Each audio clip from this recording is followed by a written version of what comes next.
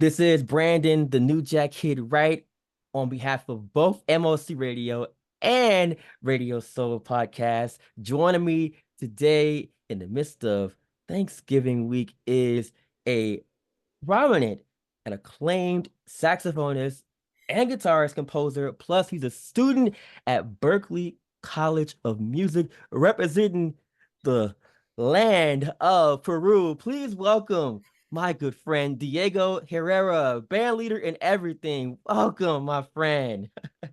Thank you so much, Brandon. It's such an So, honor to be in your program, which is, yeah, your love for music and especially for saxophone, I can really tell is very genuine. yes, it is. And it's been that way from for as long as I've been here. Beautiful, brother. Beautiful, beautiful. And I've noticed the same thing with you. Like I've come across you on social, and I'm like, who is this guy? Who is this guy?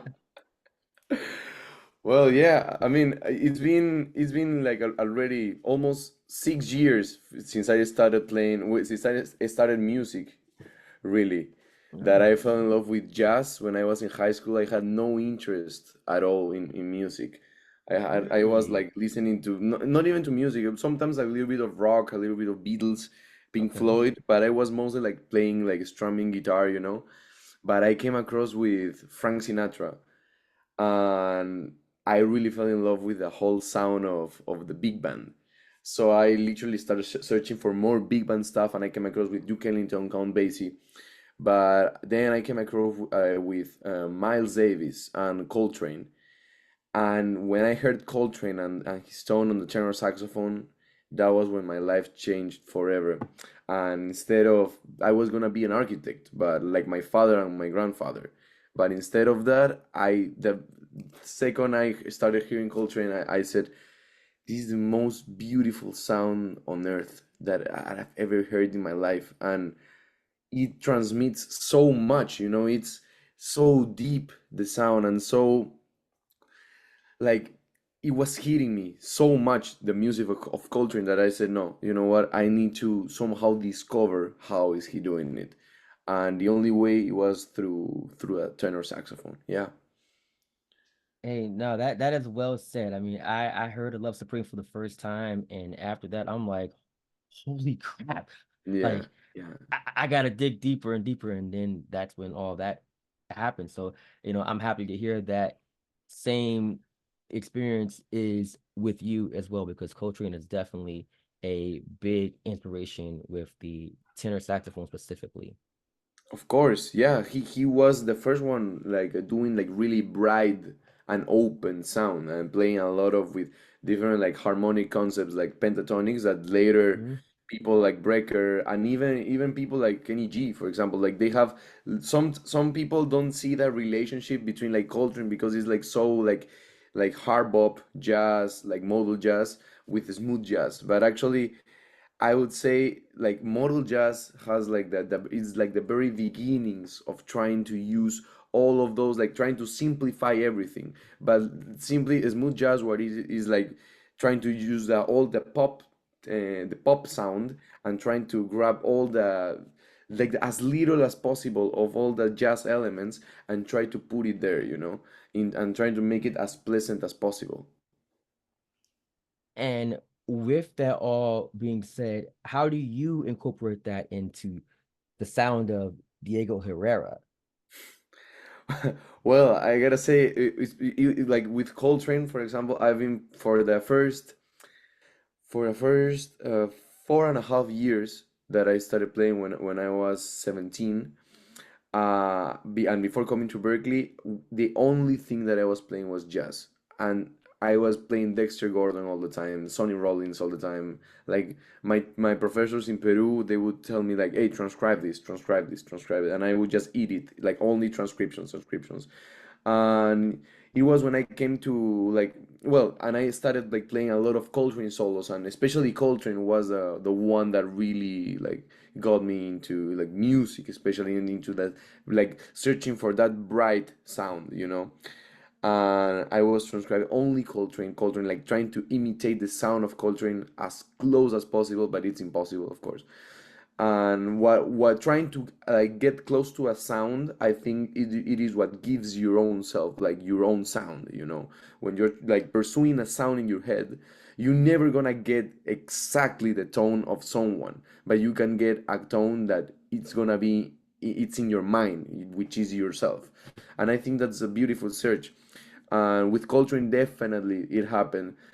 And when I came to Berkeley, I started hating jazz. I don't know, like because it was everywhere and everybody was talking about jazz. Everybody wanted to jam, like go to jam sessions with jazz, and it was all jazz, jazz, jazz, jazz, jazz. And what happened to me is that I realized everybody was like kind of sounding between the same, you know, and no one wanted to like actually like do something with it, you know, in terms of like okay, like I'm a jazz musician, and they were only like thinking about like their jazz standards, and they're all like they're playing in that way, in the classical way, you know.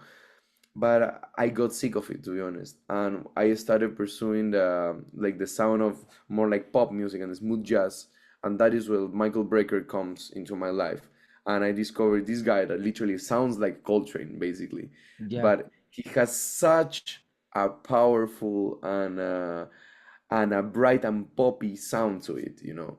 So I started transcribing Michael Brecker like crazy. Even now, like if you go to my Instagram, what I was doing yesterday, I was transcribing a Brecker solo, and I've been only transcribing Brecker, and of course Kenny G as well. Kenny G, for example, the Midnight Motion Midnight Motion. solo. I Yeah, remember mentioning that on the radio. I Yeah. know, I remember, and I'm glad that you picked it up because Midnight Motion is a song that I always play in my set, and I always incorporate some Kenny G language. And I don't know if you're familiar with the album, the great album. I think it's called wait, what is it called? Kenny G. There is a great album, the one that is G-Bop in. Oh, the first, not the first, the second album, I think so. G Force, Breathless, or Breathless. Breakfast. Oh, you mean Breakfast? Okay, yeah, the one Yeah. that came out in '92. That one. Uh-huh, uh-huh, uh-huh. Yeah. Exact. Wow, you got your dates. Nice. Yeah. So, yeah, Breathless definitely was a huge influence on my smooth jazz playing. Like, I think way too much. Like, I transcribed every single solo of Kenny G on that record, and also on both tenor and soprano, and that gave me a lot of flexibility on the high register. So yeah, I would say my playing it would be like Coltrane, Brecker, and Kenny G, like all together, you know? No, and that's definitely outstanding because those are some heavyweights, ironically, on both tenor and soprano. I know that Brecker didn't really stay in, the grind with soprano like Yeah, yeah, Coltrane and Kenny G did. But I mean, exactly. at one point he did, have involvement with it. So I mean, that's incredible. You utilize them as inspirations in who you are today as one of the premier saxophonists. So Oh, I commend you. No, I mean I'm serious because like I hear you on Instagram. I've seen you in action on YouTube, and I'm like, this guy is really on it, like literally, thank you you so know. much. Yeah, Of course, trying to and to pursue it. Yeah. yeah, man, and you get a chance to not only showcase that, at Berkeley, but I understand you're going to be going back to Peru during the Yeah, that's right. academic breaks as well. So are you excited for that? Yeah, brother, you have no idea how it is. Like, it's I'm going on my first tour back home in South America. I'm gonna play in two different cities, in total of 12 different gigs, and I'm super excited because I'm taking all my band from Berkeley and I'm gonna Yeah, host them at my own house in Peru, and they are all coming to with me, and we're gonna like go touring in one of the most iconic jazz places in Lima, especially in the capital.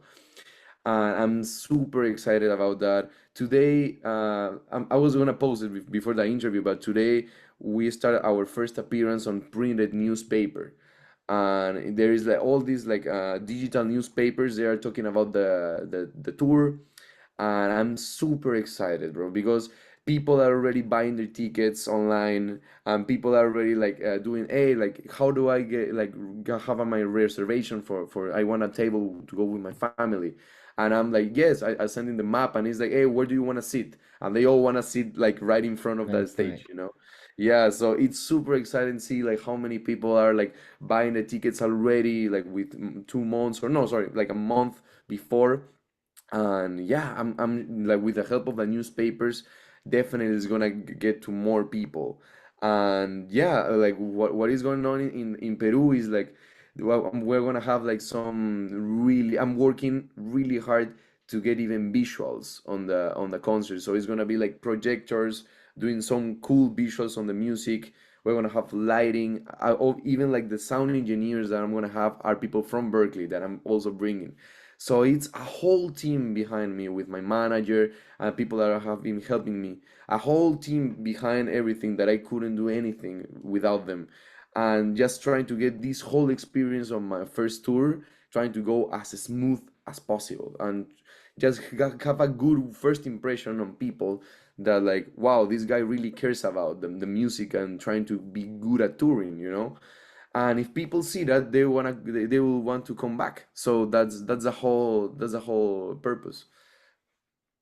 And you have, like you said, a great team behind you. The fact that they're coming from your current, place of studying, which is Berkeley, of course.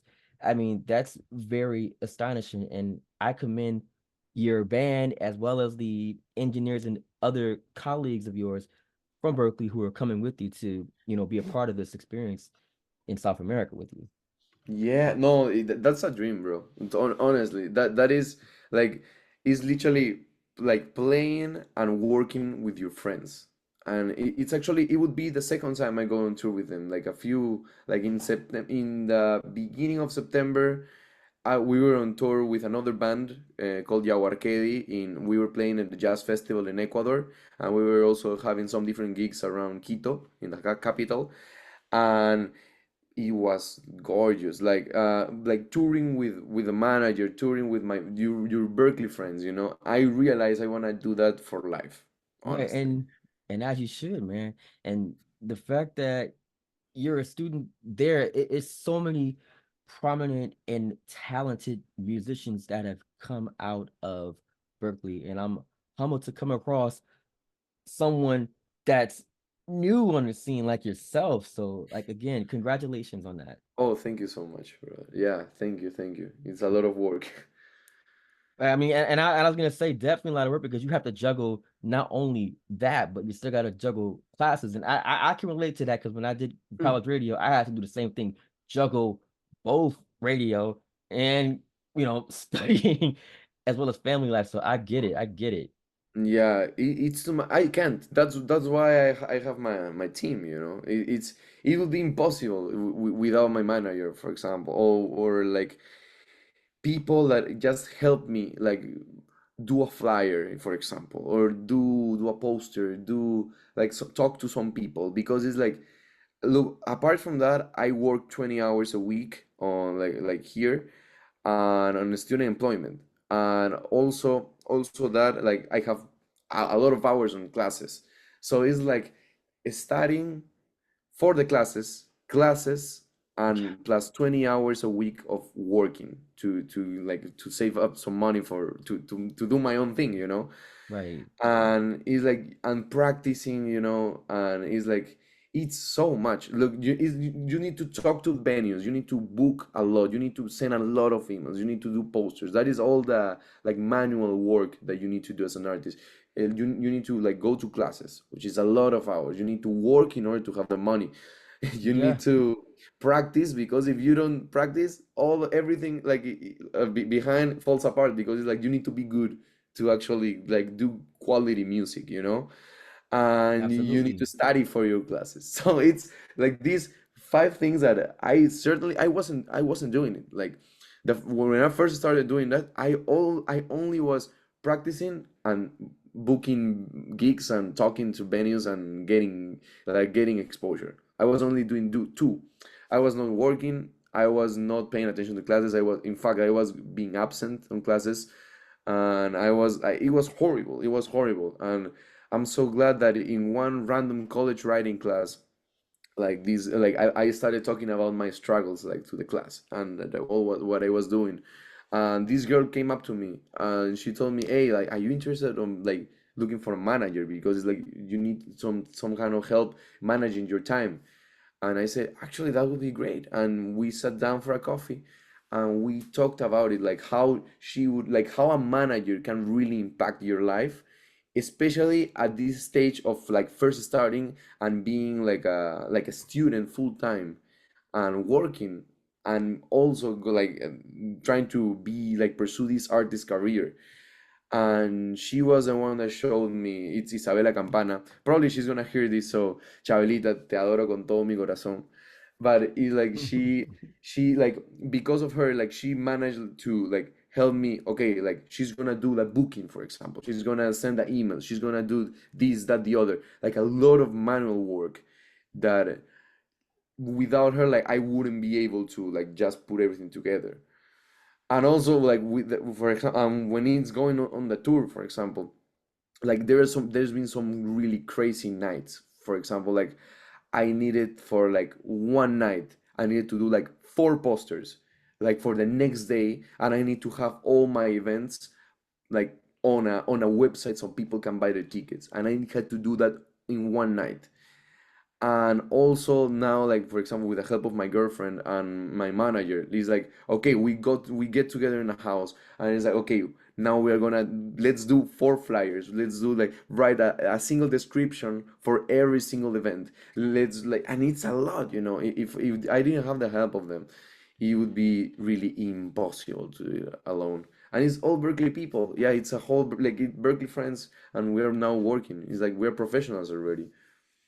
Yeah, I mean, and that's where it all starts. It starts in the academic world, and then that's gonna Yeah. translate into your professional, you know, endeavor. So that's definitely incredible that you were able to connect academically with them all. So nah, man, like I'm very happy to see everything has come into place for you, and to a point where once you graduate from Berkeley, you're gonna be on your way. So Oh, I hope so. Yeah. major, props on that, my friend. Yeah. And I do got to ask this next question. So aside from going, to South America, I understand you do your thing here, well, at Berkeley in Boston. Do you have any other forthcoming concerts or events you'll be partaking in going into, per se, the new year? Well, yeah. I mean, there's always stuff happening like as a sideman. You know, I'm part of a lot of bands like in at Berkeley. Well, I'm also part of like Jaguar Arcade, which is the band that I mentioned before. Like with they're going on tour in, especially in South America, in Ecuador, and also like doing concerts in at Berkeley. Like there is a lot of opportunities at Berkeley for students that they, for example, do like a huge event that is called like the music of South America global night, for example, or they do this kind of stuff. And definitely Jaguar Arcade is part of that. I'm also part of the Berkeley anime band, which is, it's really cool. It's basically like anime music arranged Oh, by Berkeley nice. students. Yeah, yeah, and yeah, we have a gig in January, right after I come back from Peru. We have a gig. I think it's in a Boston Anime Convention, something like that. I don't remember exactly what's the name, but I know that we're gonna play there. I think the 19th of January. And yeah, it's a lot of stuff happening. Also, well, there's always like a studio sessions, of course. I'm also part of the quartet of this drummer called Max Close. He's one of the best drummers right now at Berkeley, and he's working on doing actually his first tour, because he has an upcoming album that I'm also in, and he wants to do a whole tour in the East Coast. He also has like some wishes to do it on China, which I'm like, brother, I'm here for you, you know, like going on tour to China, it would be amazing. But yeah, it's like I'm part of like a lot of like different projects, you know. I'm very honored and grateful to be part of these bands. But yeah, I'm like, aside from that, I'm focusing on my main thing, which is like my like solo career, doing my own original music. Yeah, I'm already working on that. Is getting some sponsors, especially from some airlines, because on the 2025 and 2026, I'm planning a whole South America tour in 4 different countries about for my own music. So that is a lot of work to be done. And right now I'm only focusing on Peru, so we can have like the training of okay, this is how it goes, and then for the next year, like try to do it bigger. That's the idea. Right. So I mean, just pretty much just going up, up, up, up, up. Yeah, Pretty exactly, much. exactly. Yeah, exactly, exactly, exactly. But yeah, answering your question, yeah, probably like the confirmed concerts are basically like the anime convention thing in January that I'm gonna be playing as a part of the Berklee anime band. There is a showcase in one of the biggest venues at Berkeley, which is called the David Friend Recital Hall of Maxwell Close. I'm gonna perform his originals as well, and yeah, I think for the next, and well, and also my gigs in January. I have 3 big concerts in Peru, and yeah, that's it for now for the next year. Yeah, Awesome. Well, hey, we'll definitely be sure to let the masses know to check yeah. you out because I'm very, very confident that there are music lovers all over the world who would be happy to see you and your band perform. Oh, I wish. Yeah. I mean, because I mean, you put on an amazing performance from what I've seen in your performances, on YouTube and even the clips on IG. It's well thought out and it's nothing but quality. So like, I'm very Oh, confident. thank you, Of course, I'm thank you. confident people want to come see you do your thing, and as they should.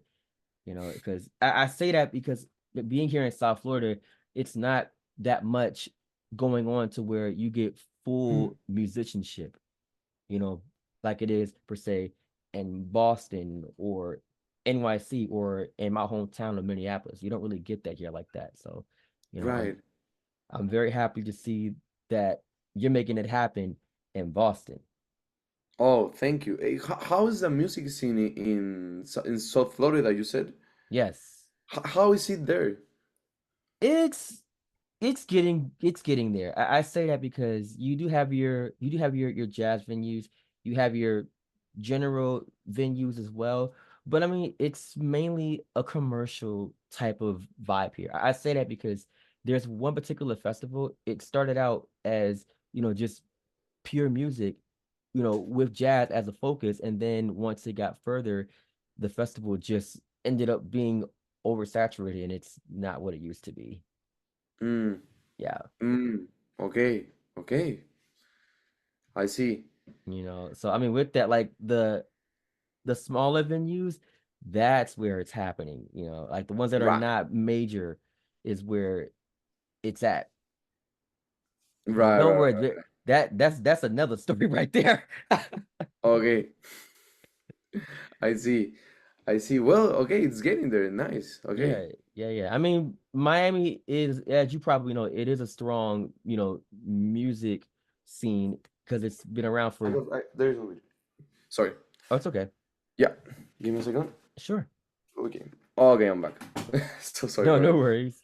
Yeah. But yeah, I mean, Miami has been, in prominence for decades. It's just it gets very commercialized because everyone comes here due to the paradise atmosphere with the Mhm. weather and the beach.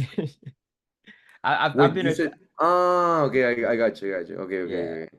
Yeah, I've been here 23 years, and one thing I've Mm. noticed, everybody loves to vacation in Miami, my friend. Everybody loves to vacation in Miami. And I Of get it. course, yeah. Actually, yeah, the producer of my album, right? He's in Miami right now for the Thanksgiving. Oh, Yeah, nice. yeah, yeah, yeah, yeah. I mean, Miami, I mean, the first time, like, the first few times that I came to the US as a kid, it was only Florida. It was always Miami, Orlando, like beach Oh yeah, you and can't going forget to Orlando. Disney. Yeah, yeah, yeah. And I've been to Miami a lot of times and to Orlando as well, especially for the parks. Well, hey man, in that case, not now that I am aware that you have, spent time here, hey, we gotta, figure out when we can get you on deck with some of the venues down here or something, man, or we gotta, Oh, support. yeah, yeah, yeah. Yes. Look, after I get my artist visa, I'm definitely gonna do a tour in the US. Definitely, definitely, definitely. I'm gonna book, especially in Miami, because in Miami there is like the Latino community is huge, huge, huge, huge, huge. And well, right now, what like my intentions are gonna like try to like conquer South America, which is my home. And after that, by the time I graduate, I definitely want to do like I want to transmit my whole artist visa, and the first thing I'm gonna do tour in the US with my own music and like like the most important cities. Definitely, definitely. Yeah. And Absolutely. like I hope by that time I want to do like each time there is a new album, a tour, you know? For example, right now my album is gonna come out in December, and the cool thing is that it's gonna come out, and right after that, like my tour, you know? So I'm gonna tour all the songs from the album and also promote it, you know? That's the whole idea. But hey, once everything is, in place, let it be known, because it will be promoted and hyped up the correct Oh, way. oh, thank you. Yeah, Of course, look, man, yeah, of it's course. I'm gonna send as soon as it's done, I'm gonna send it to you on I mean it's gonna be everywhere. I'm gonna send it to you, of course. Yeah. Awesome, I'm awesome. still working on it. Like it's all the songs are already recorded, but there is like the whole comping, mastering, producing that I'm working with Corma Gutierrez, one of the best, if not the best producer at Berklee. He's about to graduate, and he's also gonna come to my tour. He plays charango, like which is a traditional South American instrument. And he's such a nice guy. He's such a good producer, and we are together working on the album, which is gonna come out really really soon, in less than a month.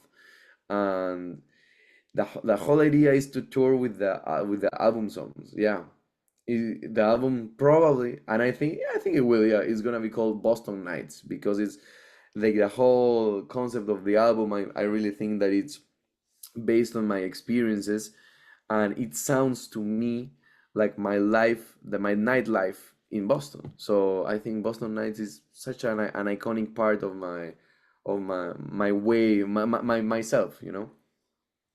Right. And I like that. I mean, that's a great title to go with. And I mean, it's funny that Really? yeah, it's crazy you said that. So Layla Hathaway, Berkeley alum, she has a song called Boston on her LP Outward in the Mhm. Sky. So to hear you go with Boston Nights, I'm like, oh snap, like we're gonna get a full experience.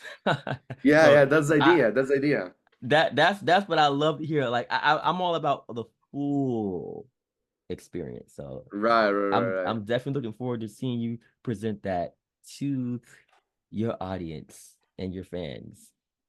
Yeah, wow. Yeah, I'm so excited, brother. It's a lot of things happening right now. It's like life right now has gotten so much crazy. And when I first got to Berkeley my first year, like I thought, wow. I thought to myself, this is the best year of my life. Like I met so many great people. I met so many contacts. I have an idea of how I want to do my career, but like this year it's been whole like different like year. It's been probably like twice as good as the last one, like when my first year at Berkeley. Then now this one is like everything is making sense, you know, everything is has gotten to a point where I can see like the results of my work. And it's the first time in my life I'm looking at something like that, you know, which is a lot of first times in my life this year. A lot like musical, like doing the tour, doing my debut album, doing all this kind of stuff. And I can tell that yes, this is what I want to do for life. Definitely. But hey, man, I look forward to seeing more of you. And again, I'm happy to see what you've accomplished thus far. And dude, continued success. Oh, thank you, thank you, thank you. Hey, it's an Wow, honor, yeah. man. And please let the world know how they can get a hold of you on social and your website and so forth. Yeah, sure. Yeah, just Google Diego Saxo, like Saxo, Diego Saxo 0202 on Instagram, and everything should be there. Also, if you look up Diego Herrera on YouTube, Diego Herrera Saxophone is gonna pop up my YouTube channel.